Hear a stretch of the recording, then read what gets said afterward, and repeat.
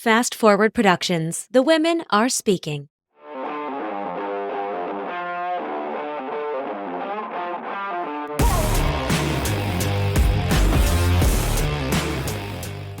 Hi, guys. Welcome back to another episode of The Unfiltered Entrepreneur. I'm your host, Ashley Pollard, and today we're talking about one of those sticky situations that does happen when you start hiring, outsourcing, bringing on part-time or full-time team members, etc. It is tough to outsource. It sounds like it's going to be super collaborative and I'm going to have people to talk to, and that's all true. However, you do also have to be responsible for guiding the ship forward. You have to have some tough conversations sometimes, especially if there's a team member who is maybe making some mistakes. If you have a team member who's maybe falling behind, if you have a team member who's not exactly living up to what they had said that they could do, that is such an awkward position to be in. And it also puts a lot of pressure on you because you don't want to come off as mean. You don't want to affect the culture that you're building. You want to make sure you're getting something from that person, even if, not exactly what you signed up for.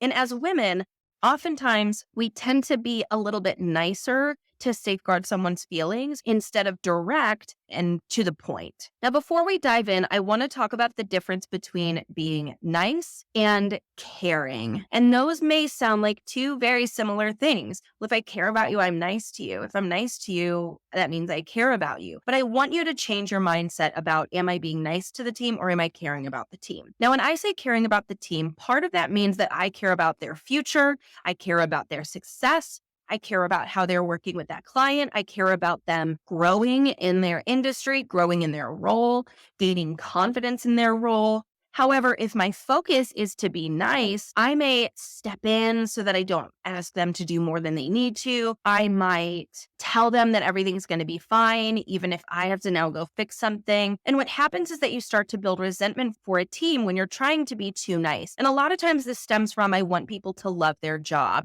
And that's fair. I want people to love their job. And when people love their job, there's typically a sense of fulfillment that comes with it. Now, I remember when I was an employee, when I was a contractor, when I was freelance, a lot of me being happy in my role was the fact that I figured something out that was tough. I was able to see a client through a problem. I redeemed myself. I was able to take something off of someone's plate. And for me, that gave me a sense of fulfillment that I could go back home and talk to my boyfriend or my dad or my sister or my mom or my friends and say, oh my gosh, I did the coolest thing at work today. This person came to me, she had a problem and I fixed it. That level of fulfillment was something that kept me loyal to the company. I was able to handle something. I was given responsibility. Now, on the flip side, if somebody wanted me to just be in a situation that felt nice, I might not have that level of fulfillment because when a problem came, they might say, oh, no, don't worry. You don't have to deal with that. Or, oh my gosh, no, I don't want you to go above and beyond, if you don't want to, or whatever it is. When you're trying to safeguard someone, what happens is that you put yourself in a position that you end up resenting the team member, and that team member wants to grow. I would hope they're hiring career women instead of people who just want retail jobs. No offense to retail jobs. I'm just saying check the box kind of jobs. And you aren't building that. If you think of your business as a startup, you need people who are interested in having a career, who want to grow that career, want to grow their skill set. Now, why do I kick all of this off with it? Is because the first step in navigating giving this level of constructive criticism is knowing that you are not demonizing someone. You are not coming down on them. You are not stepping on them. You're not out to hurt. That is never the goal. The goal is, I see you standing in your way. I see us miscommunicating, and I want us to figure it out. That is the goal of constructive feedback. That is the goal of targeting these conversations from a professional, caring way versus I want to be really nice to you so you don't hate me way. Now that we have that out of the way, let's dive into some tips that can make this a little bit easier and help you think differently about the way that you communicate with your team. Number one, and I kind of mentioned this before, you have to be clear. You have to be clear with your intentions. You have to be clear with your expectations. You have to be clear with the goals of the business or the role or that particular specific person. By telling them, this is what I expect, this is what I want, and this is what I'm interested in seeing, you're creating a collaborative partnership. Also, don't come into this in an authoritative manner. Don't say, I better see our follower count grow and I better see all of our clients like coming in, spending $3,000 more, whatever the role is. I better see our email open rate opening like higher. That's not fun. Instead, say, what here, I'm going to lay out what is expected of this role so that you know how to succeed, you know how to grow, you know what I want so that there's no miscommunications here. This is what I want. This is what I'm expecting. By being open, by being clear, you are setting the stage for them to say, great, I understand the rules. I understand the environment. I now know what you want. That way they don't have to do their own interpretations. They're not making assumptions. The other thing with clarity, and this is the hard part, but this is what you have to master, is how do you share disappointment while being clear and being supportive? And I'm going to give you an example of what that might look like. Let's say you find out that a member of your team completely missed a deadline and you didn't realize because they were owning a specific part of the job. On one hand, you could say, why would you do that? That is not cool. You should be way more responsible than this. I need someone committed. I need someone who cares. This is not how I run my business. You're ruining my reputation. And I'm not going to say that those things aren't fair to feel, but they're not necessarily fair to say. And the reason for that is because, based on your culture, unless you want to build a culture where everybody's scared of you, by all means, don't even listen to this episode. I don't think you want to. I want to build a supportive culture. So if I find out that someone has made a mistake in my business, I'm not going to say those things. I'm not going to say, you're ruining my reputation. How dare you? You know better.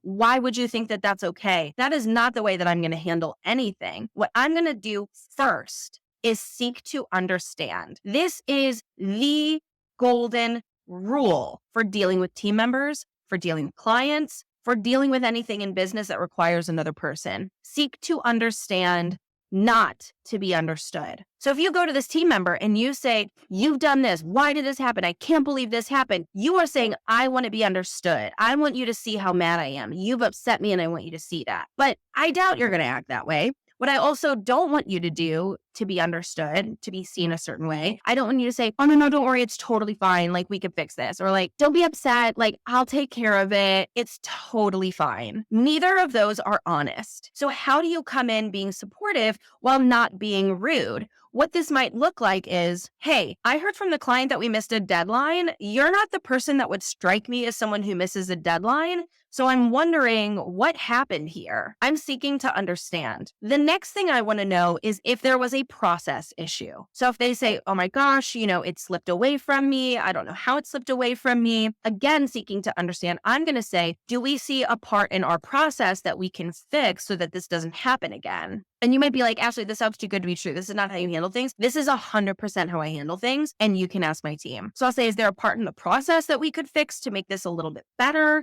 And they might say, no, honestly, I just missed it. I don't know how I missed it, but I just did. And that's where I might say, okay, well, let's talk about your process. Are you utilizing Airtable properly? Do you understand how to use Airtable? I might also say, do you have the verbiage to communicate to a client? Did you know how to say, I need to extend a deadline? Do you feel comfortable coming to me and saying, I need to extend a deadline? Something in the process is broken. If you are properly hiring and if you stand by your hire, almost everything is a process issue. So this is where seek to understand matters. We recently had something in the business where we had somebody really dropping the ball. The client was furious. This isn't happening. Why isn't this happening? And we went to this person and said, hey, is there any way that you can get us up to speed on this? And seeking to understand, we could have said, why isn't this happening? She's pissed. She's furious. She's going to leave, which she wasn't. And instead we turned to her and said, can you shed any light here? We'd love to go back to her and provide her with more information, but we just need some information from you.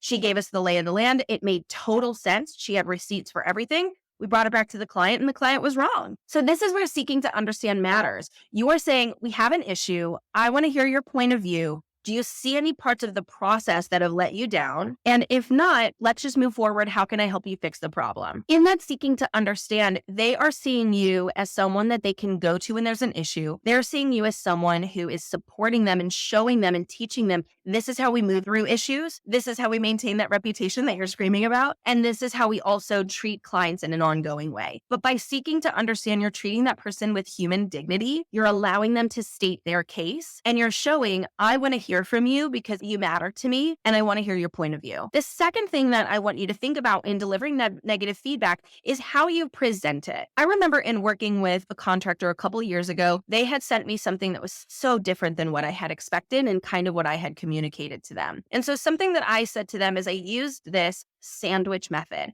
which in essence says compliment, share your concern, and then leave with a collaborative statement. In essence, you're sandwiching this negative criticism in between two more positive statements. Now, this can look condescending, it can look demeaning, or it can look helpful, and it can look collaborative. Now, let's say in this example, you get something that you just absolutely hate. You could say, wow, okay, that's interesting. Sandwich or bun, let's say. I don't think that's at all what I want, but great effort.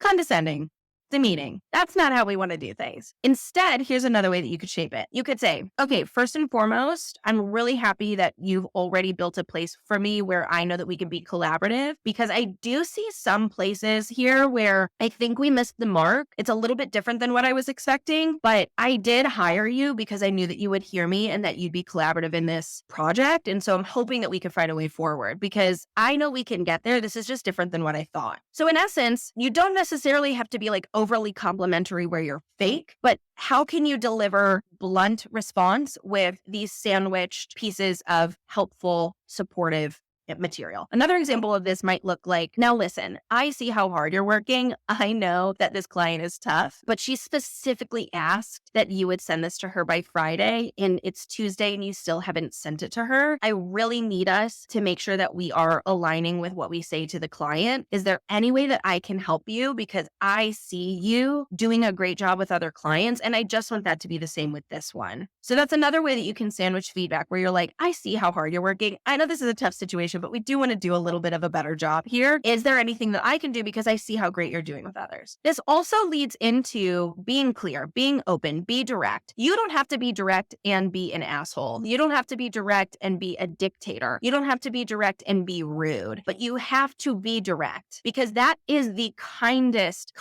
measure you can take with someone. There's a reason that there is that quote, clear is kind. When you are making it very questionable how you feel about something, you will lose trust of your team. If you say, it's fine, I'll do it, you've lost their trust. If you say, no, it's not a big deal, when it is, you've lost their trust. They know it's a big deal. They know you don't want to do it. So now next time you say it's fine, they don't trust you a second time. Now the next time you say, hey, can you do this? It'll take 5 minutes. They're not going to trust you. So you need to be sure that when you're communicating, you're being clear and you find a way to be kind throughout that process without being fake or without being phony. This leads me into another point.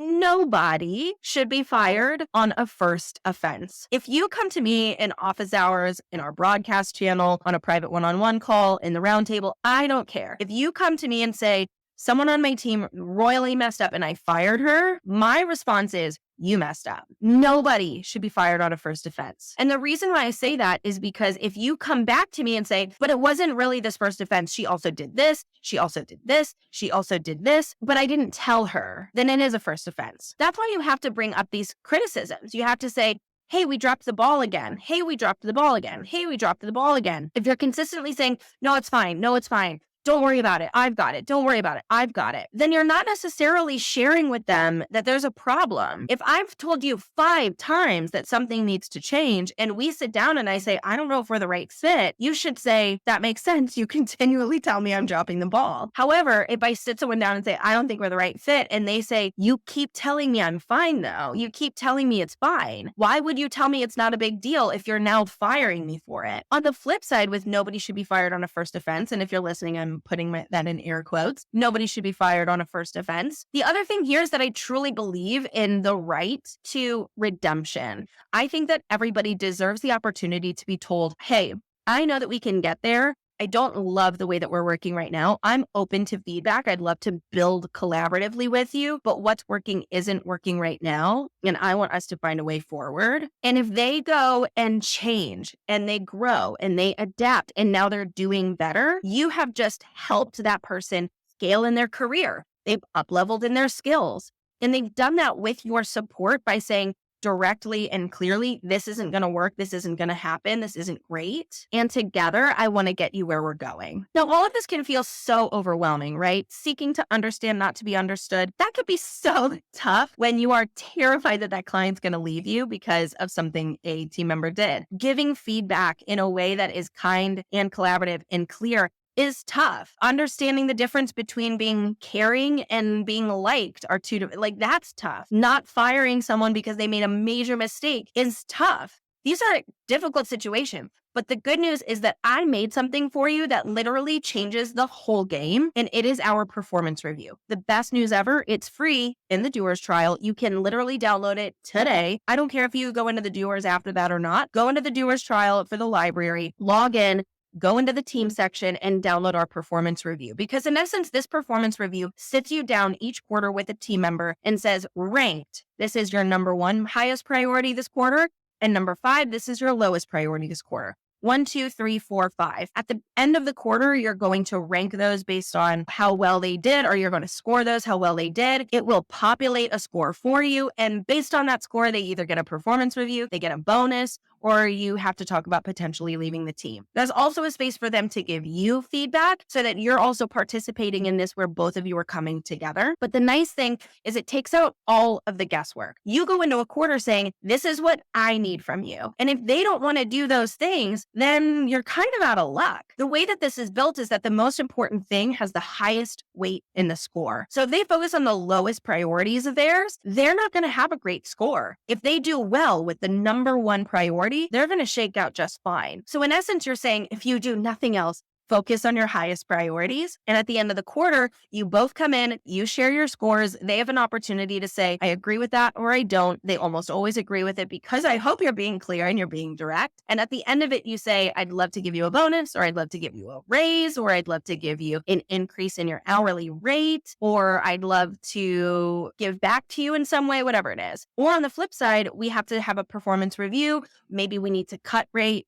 Maybe you're not the right fit for this team. And that way, the performance review becomes the bad guy. It's almost like, here's my expectations. Do you think those are possible? They have a chance to say yes at the top of the quarter. You go through it. And then at the end of the quarter, you don't have to be the one saying, I. You can say, we talked about this, and this document is even showing us that we're not seeing eye to eye here. You're letting that performance review be the bad guy, and you have to speak on behalf of it kindly and in a supportive manner. Now, just because it says something doesn't mean you have to align with it. If it says performance review and you don't think it's necessary, then don't. Like nothing happens. You're good. And if it says that someone deserves a raise and you don't think that they deserve that, then maybe note to them that there's other things that you're considering outside of that performance review that are changing the score for you in some way. This is all available in the Doers library. There's also so many other team resources there for free in the free trial for you to go download and take a look at. As someone who's managed teams for years and years and years and hired over 70 people in my 11 years in corporate and have a team of full-time employees and part-time employees and contractors myself, I really try to be somebody who can lead a team well and very proud of that skill that I'm continually trying to hone and that I hope I do a great job at. But at the end of the day, it's really kind of simple. See them as a human, but see them as a human who takes joy and fulfillment out of doing great work. I don't hire people that just want to sit back and play video games all day and maybe get paid for a little bit of work. I hire people who are motivated and driven and ambitious. And I encourage you to kind of think of hiring the same type of people so that you have people who are ready to get into the trenches with you and get moving and get mobilized. And along the way, by being clear, by giving this constructive feedback, you will notice that you have a closer relationship,